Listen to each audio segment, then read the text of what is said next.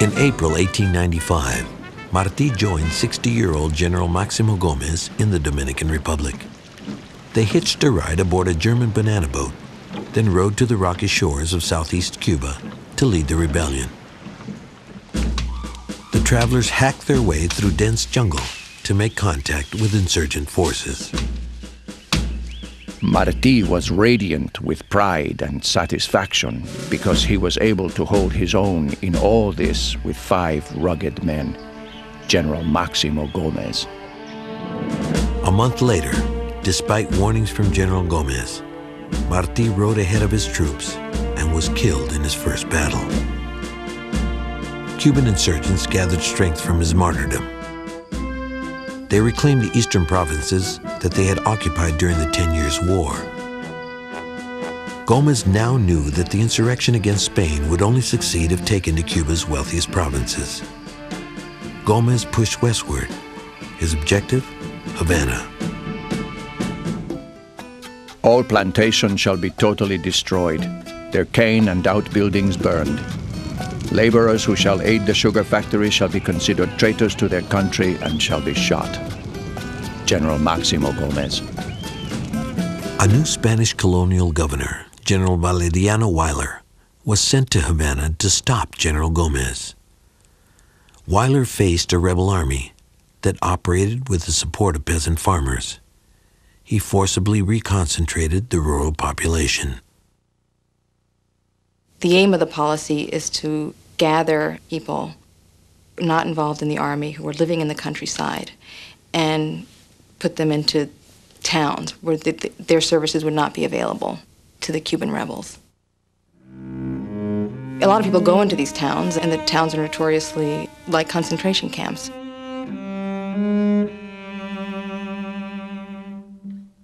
Nobody really knows how many people died, but they range from tens of thousands to hundreds of thousands.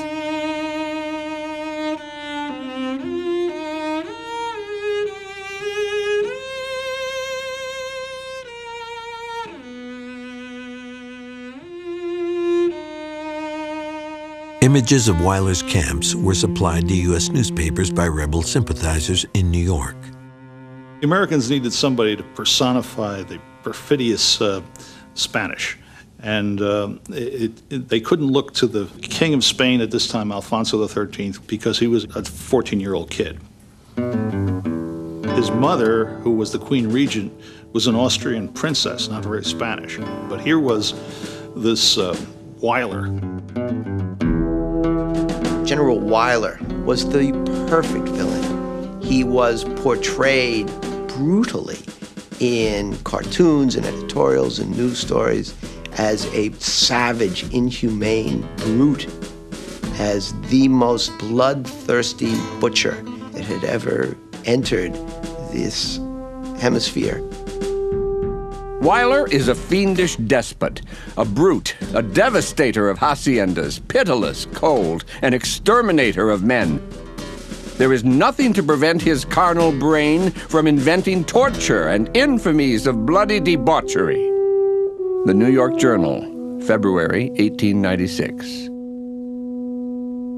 The journal's new editor was William Randolph Hearst, the 33-year-old son of a successful California gold miner. Hearst had purchased the failing journal in 1895. He quickly made it the most influential newspaper in New York. Everyone expected he would just be another rich man's son.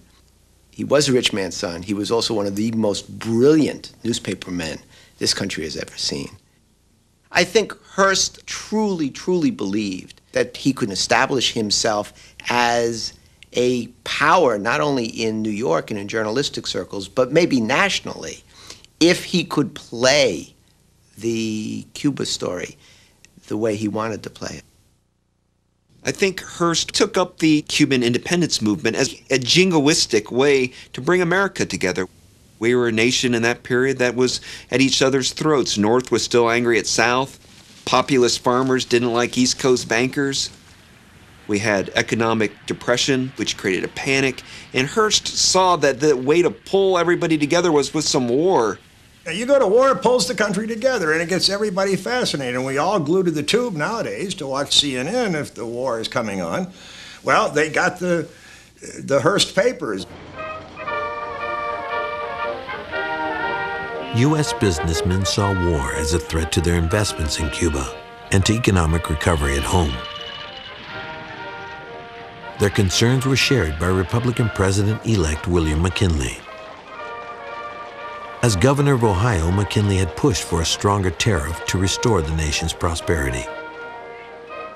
He declared his stands on Cuba in his 1897 inaugural address. We must avoid the temptation of territorial aggression. War should never be entered upon until every agency of peace has failed. McKinley served as a 19-year-old sergeant during the Battle of Antietam in 1862.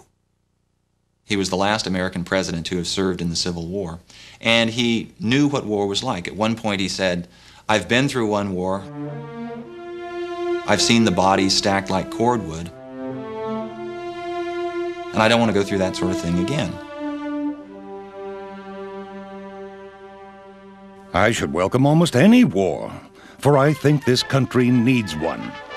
If we lose our virile, manly qualities and sink into a nation of mere hucksters, then we shall indeed reach a condition worse than that of the ancient civilizations in the years of their decay. Assistant Secretary of the Navy, Theodore Roosevelt. From his boxing days at Harvard to his term as New York City's police commissioner, Theodore Roosevelt was a fighter. Unlike President McKinley, Roosevelt advocated a war with Spain. I think this reflected the fact that Roosevelt's generation had not fought a war. The generation of its parents had fought the Civil War and demonstrated its bravery and its valor then. Roosevelt's generation still had to prove its worth. It's something that I feel myself. I was born in 1935, and I grew up listening to World War II stories, and I feel cheated that I wasn't a part of that. And so there was a feeling of, it's our turn. We want to get out there and be heroes. Assistant Secretary of the Navy Roosevelt was a tremendous admirer of Admiral Alfred Thayer Mahan, the president of the Naval War College. Mahan's books and articles pushed for a stronger Navy. As a nation launches forth, the need is soon felt for a foothold in a foreign land, a new outlet for what it has to sell, a new sphere for its shipping. The ships that thus sail must have secure ports and the protection of a navy. Now his cap with the peak is as glossy and sleek as a cap could ever be, and it sits on his hair with the jauntiful air of a naval nicety, and his collar so tight and his trousers of white and the shoes that rival glass. He's a chap so smart that he... Congress authorized funds to modernize the Navy, which had hardly been updated since the Civil War. And salute the festive meeting. The idea was, our Navy's an antiquated joke. We've got to do something about it. And the something was the Industrial Revolution, steel. Cities like Pittsburgh and Chicago had steel. And to make, if not the largest Navy in the world, at least a new Navy to not only defend both parts of American shore, but to defend American economic interest around the globe. The United States needed such a policy that we were a two-ocean country, that we had to have a fleet that could patrol both oceans, that this was going to require coaling stations and outposts out there. And if America wanted to take her place as one of the great nations of the world, she had to get into the imperialist race and had to acquire colonies. And this had a tremendous appeal to young men like Theodore Roosevelt.